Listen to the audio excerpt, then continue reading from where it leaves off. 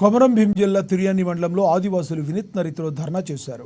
మండల కేంద్రానికి నీతి ఆయోగ్ కార్యక్రమంలో పాల్గొనేందుకు వచ్చిన కలెక్టర్ ముందు ఆదివాసీ నాయకుడు ధర్ము రోడ్డుపై పడుకుని నిరసన వ్యక్తం చేశారు. గుండాల, మంగి గ్రామాల అంతర్గత రోడ్లతో పాటు తిర్యాని నుండి తాండూరు ఐబీకి వెళ్లే ప్రధాన రహదారి గుంతలతో అస్తవ్యస్తంగా మారిందని తెలిపారు. మండల కేంద్రం నుండి గర్భిణీ స్త్రీలు వైద్యం కోసం వెళ్లేందుకు తీవ్రంగా ఇబ్బందులు పడుతున్నారని అసహనం వ్యక్తం చేశారు. రోడ్డు నిర్మాణంపై స్పష్టమైన హామీ ఇస్తేనే నిరసనను విరమిస్తామని జిల్లా కలెక్టర్ వెంకటేష్ ధోత్రేతో పాటు అడిషనల్ కలెక్టర్ దీపక్ తివారీ, జిల్లా అటవీ శాఖ అధికారి నీరజ్ కుమార్ను అడ్డుకున్నారు.